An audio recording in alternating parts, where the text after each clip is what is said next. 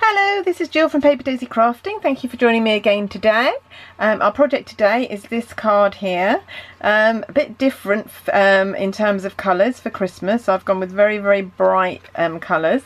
But I like it with the Merry and Bright logo there, the sentiment. And actually I really like it, so I hope you do too. If you didn't want to do it in these bright colours, you could also always do it in traditional Christmas colours. But I do like those 5 trees all standing side by side, so I'm going to show you how I made it. So to start with, we need my usual card blank, which is 14.8 centimetres by 15 centimetres. Score it in the middle, so it's scored around about 10.5. Oh, 21 centimetres by 15, scored at 10.5. Yeah, sorry, it's not quite 15, it's about 14.8 because that's half a sheet of A4. And then you need to come, this is Melon Mambo, you need to come in with a panel of Whisper White, which is either 1/2 centimetre or 1/4 inch, depending on which measurements you're using. So if you're working in inches, this is 8 1/4 by 6 and scored at 4 1/8. And your panel will be either 1/2 centimetre all round or 1/4 inch smaller. So you can see there that it's just, I've got that lined up properly, 1/2 centimetre, and then when you put it in the middle it's half of that measurement all the way round. So we're going to start off with our white base, and what I'm going to do is I'm going to measure in the centre of my card. I've already put a tiny pencil mark, so I'm going to just put a tiny pencil mark in the middle of my card there, because that will help me to position my stamping properly. Now you can see that we need 5 trees here. I have stamped in Melon Mambo, and I've already done some of these ready. Melon Mambo, Pumpkin Pie, Daffodil Yellow, Granny Apple Green, and the last one is Bermuda Bay, which I'm going to do now, just to show you how I did it. I found that when I was stamping this tree, the tree, by the way, is from the Foxy Friends set. You've got 2 trees in here. I think I'm using the larger one. I'm pretty sure this is the largest one from the set. Let me just check. Yes, it is. There's a smaller one and this is the largest one. And it's got some detail on it, some little markings on it. And I found if my stamp pad was too juicy, then I didn't get those markings. It all bled into it. So I needed a way to reduce the amount of ink. And so what I did, I think this stamp pad was okay actually, but I'll just show you very quickly what I did. If I could find my metal ruler. Oh, there it is. I used a metal ruler and just squidged some of the ink. Now this isn't going to work very well because this one isn't too inky, but on another ink pad you'll be able to see the ink moving up. This one is actually fine. This is one of the old ink pads. If I quickly pull out Highland Heather, because I know that one is very juicy.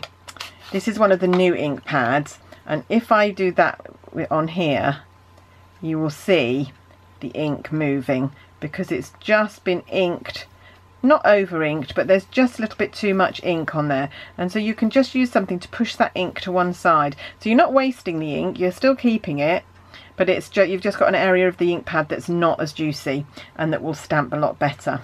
So I hope you like that little tip. I might do a separate video on that actually, because I think a lot of people have that problem. Just put that away and clean my ruler, which I don't want to get ink everywhere. Right, okay, so I'm going to take my Bermuda Bay pad and my tree. Like I said, I think this pad is okay, it's not too inky, so this should be fine, and just stamp. So this is the last tree I need. I've done the other 4. There it is. Yeah, it's stamped perfectly. So when they're a bit drier, the stamp pads, they work a bit better with these detailed stamps. And then I'm just going to come in with some scissors and I'm going to trim it down. So I've already trimmed these. We haven't got any dies for these, but they're quite easy to cut. So I just cut leaving a tiny, like 1 or 2 millimetre edge around the tree. And I did it like this. So I just cut up the side and then cut in from the other angle. And so you can see it's not difficult to do. Keep the edges nice and as even as you can, so actually it looks like a die cut, but you haven't had to pay out for a die. You can just do this by hand, and unless you're making hundreds of them, it's fine. It would be if you were going to make these as your standard Christmas card design, you might get a bit fed up doing all this cutting, but as I'm just making one or two, I don't mind just hand cutting it, or fussy cutting it, as we say. And this is a set, of course, the Foxy Friends is not particularly a Christmas set. I was just trying to look at my sets and work out how I could use any of my other sets, not particularly as a Christmas card. Not particularly as a, I could use non-Christmas sets, sorry, I'm getting in the muddle here, as for Christmas cards. And this is what I came up with. I also like to look at my Christmas sets and work out how I can do non-Christmassy cards with them. So look out for that. So there are my 5 trees, stamped and cut out. Let's get rid of all the bits. Right, and so then we come in with our panel, which we've marked our middle point. And the order of the trees that I did, which you don't have to stick to, of course, you could do your own order if you wanted to. But I did kind of rainbow order, so going in the order, although I haven't got as many colours as the rainbow. So those two are going to go there. So I'm just going to take a little bit of Tombow and stick these 2 down. So 2 of them are going to be flat on the card base, like so. And leave enough space at the bottom, because we've got to get the greeting on at the bottom, so don't put them too near the bottom of your card. So that's going to go there, and then this one is going to go there. It's going to overlap very slightly. Like so. And put that there. Won't matter about the pencil mark because I'm going to stick a tree over that. So I'm going to come in with my dimensionals, which are underneath the pile of stamp pads here. Here we go. And I'm going to take my yellow tree first of all, and some tweezers, and I'm actually going to cut some of these into halves because I don't need these great big ones, and they will work just as well if they're halved. And it's a good way to save a bit of money if you're a thrifty card crafter like me. I don't like to waste money by using whole ones when half ones will do. If you're averse to that, of course, please go ahead and use the whole dimensional, it's not a problem, but they're very easy to cut and they do work just as well in halves, like I said. There we go. So I'm going to put another one there, and that strange shaped one that we've ended up with in the middle there, and then just take the backing off, and we're going to put this one in the middle. The other 2 are also going to be on dimensionals at either end. So, like so. It just takes a little bit of time doing those. There we go. Oh, I can't get the backing off. There we go. So he's going to go in the centre of the orange and the green one. Okay. And then we need to do the pink and the Bermuda Bay. I might do a few less dimensionals on these just because I don't want to spend ages. Just checking that this is on record. Yes, I just suddenly had a thought that I hadn't turned the record button on. Oh dear, I'm having a lot of senior moments today. I'm trying to get a lot of videos done so that I can get ahead of myself. Sometimes it just doesn't work. Right, so I'm going to do a few fewer dimensionals on this one just so that it's a bit quicker to show you. So there we go, just 5 will be fine. And it's a very simple little card this, but I really like it, and I do like cards in non-traditional colours. I've made another card with snowflakes in bright colours that I'll bring you to show you another day. There we go. So this one is going here. Now this will have to overlap the yellow because otherwise it will fall off the end of the panel. And then lastly, there we go, I've got some halves here. So plop one there, one there, one there. Don't really need as many as I used on the first one. I think I was being over generous with my dimensionals there. And I might just cut one more in half and put a couple on either side, like so. Then take the backing off, And then all we've got to do is print the Merry and Bright, and I have used Merry and Bright from the Merry Christmas to All set. You get a whole set of different words, and I've pieced them together to make Merry and Bright on there, although there are some of our stamp sets that come with a Merry and Bright greeting, so if you've got that you might not need to do that. There we go, just take that backing off, and he's going to overlap slightly with the yellow as well and go on there.